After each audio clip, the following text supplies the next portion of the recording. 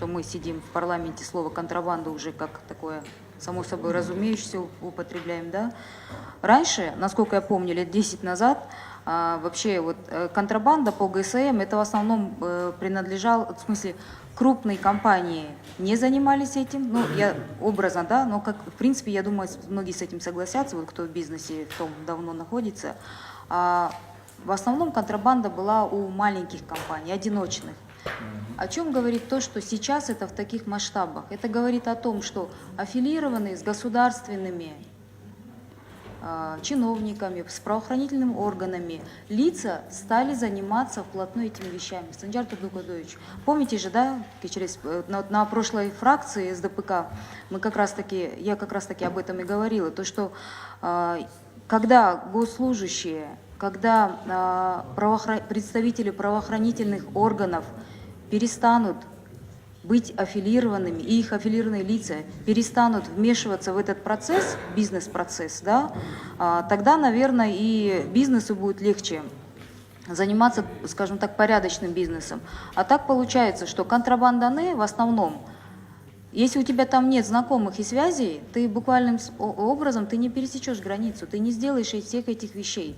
И искать сейчас вот какие-то цифры, вот мягко чего-то стардавно, на счетом старда берет там заведено административных дел 1179, взыскано штрафных санкций на 8 миллионов, уплачено таможенных платежей 9. А мне интересно, а сколько из них непосредственно наказано представителей, сколько схем раскрыто, сколько из них присутствовало людей, представителей правоохранительных органов. Уж статистика ведется, как-то это анализируется.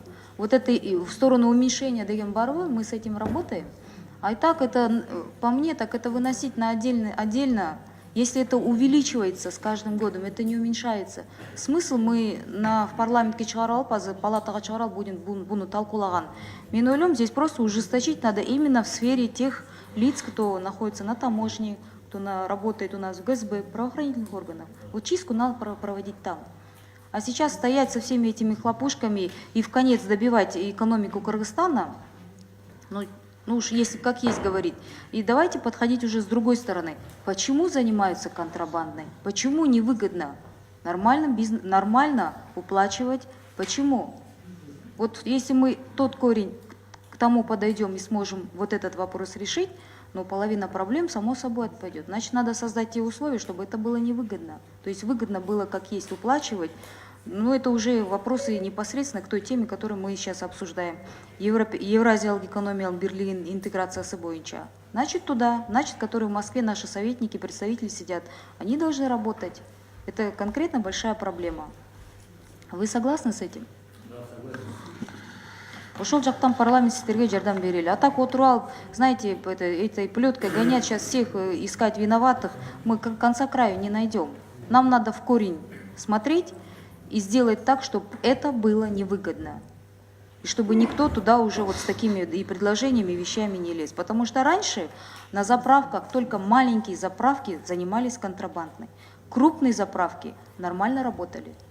Сейчас это уже и крупные, и большие компании. Если вот здесь Айслу Турсбековна это отца, значит где-то там у нас в законодательстве лазейки, значит где-то там у нас не получается по-другому этим работать. И жаль здесь только бизнес, потому что если кармалса, бакуш бизнес попадает, бакуш аларның акчасы, имеется в виду относительно, я говорю, бизнес, да. А те, кто непосредственно эти схемы разрабатывает, кто помогает это продвигать, они остаются за бортом и не при делах. Вот я об этом на фракции СДПК говорила, и сейчас вам повторю. Мен ойлойм, ушул нерселерди сиз сөзсіз түрде шешіш керексіз. Да? Вот министр экономики тоже сидит. Пожалуйста, займитесь этими вещами. А так вы придете, отсидите, мы там с трибуны вот это все помусолим, пообсуждаем, цифры озвучите, и все этим. Это, вот уже сколько это продолжается, несколько лет не решается. Поэтому я вообще сомневаюсь, смысл заново это вытаскивать. Ругать с трибуны. Надо подходить глубже. Давайте разбираться в Евразес. Что мы упустили? Давайте Кайраты Российской Федерации, Казахстан был.